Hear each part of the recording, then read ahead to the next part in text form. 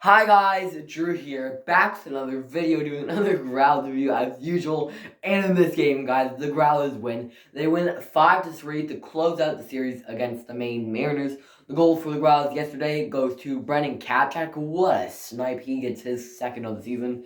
Kapchak had 2 goals last season as well, so if he gets one more goal, he could break his career high in goals.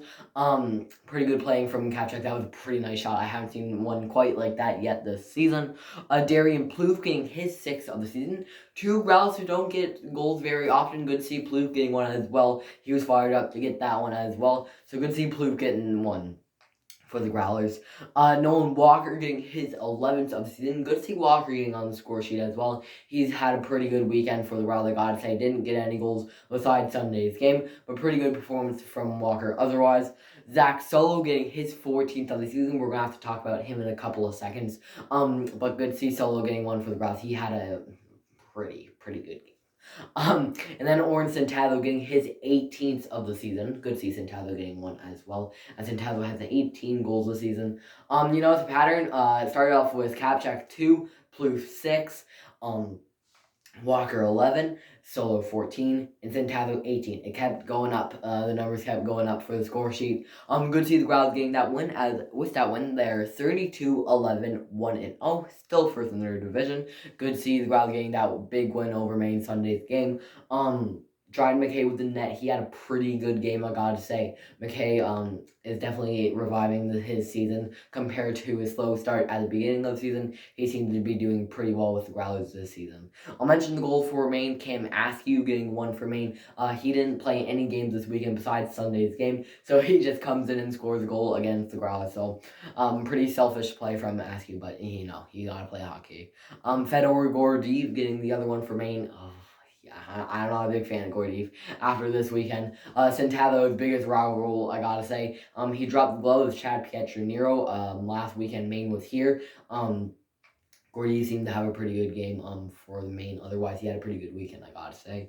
And then the other goal for Maine goes to Matthew Santos because, of course, Santos just is a next level player on Maine. Should be in the AHL, I gotta say. Santos is an unbelievable player. Went to the All-Star game this year, and he shouldn't show that.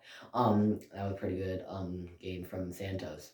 So the Growlers are still first in their division. They're currently second in the league, and the time I'm recording this, Indy's currently losing to Kansas City 5-2 in the third period. So, not a good shot. Indy's going to win this one, but we'll have to wait and see what happens. The next Growlers game is going to be Wednesday against Adirondack. The first time the Growlers will be playing Adirondack at home. Good to see the Growlers getting to play Adirondack. I miss Adirondack. I really like when Adirondack comes to town for some reason. But it seems like the Growlers can never get a win against Adirondack, but hopefully, since they get the home ice advantage, they'll be able to get a few wins. Okay, Zach Solo, I'm going to have to talk about this guy for a little bit. So first of all, I'm going to say Solo tackled Reed Stephenson last night in the Giant Brawl. He seemed to have a pretty good game last night, and in tonight's game, he seemed to be battling a little bit with Connor Doherty. So, he got hooked a few times, I gotta say. And then when Centavo ended up scoring, he got cross-checked down to the ice by Connor Doherty. And then Centavo got it sounded like something Centavo would do. Solo got up, dropped his gloves, and just tackled Doherty down to the ice. It was right in front of my eyes as I'm right behind one of the nets that the Growlers shoot on twice. Solo just tackled him, and the whole crowd got up. He got fired up. He got a 10-minute game misconduct. Yes. It was just random misconduct. Not random. He just got a misconduct, not a game misconduct. My mistake. But when he was leaving, he raised his hand as there was about 9 minutes left in the game. Got a 4-minute penalty. There was about my mistake. It's about 5 minutes left. Solo ended up leaving for the rest of the game. But I believe he got hardest working player of the game. I wasn't able to go through 3 stars for this game. But I believe he got hardest working player, and he came out onto the ice with no gear on. Just had a regular shirt, pants on. Just coming out to celebrate as the crowd is, he's becoming a fan favorite, I gotta say. So he's definitely becoming a really good favorite of most Growlers fans, and he's becoming one of my favorites, I gotta say, too.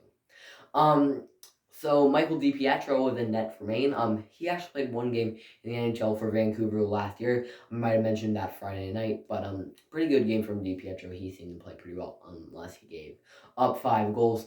Do you think McKay or Calvin gets a net Wednesday? Probably gonna give it to Calvin.